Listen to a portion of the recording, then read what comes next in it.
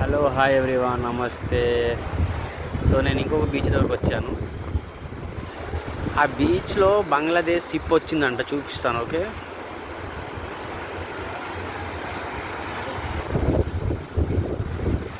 ఇదిగో ఇదే షిప్ బంగ్లాదేశ్ నుంచి వచ్చిందంట.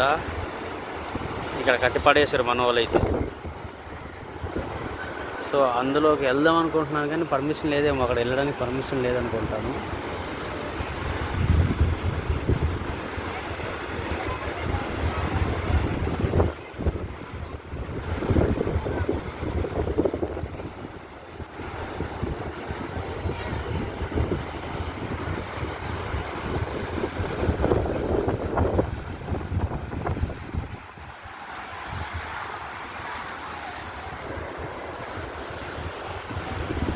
అదిగో అదే 250 రూపాయలు అంట.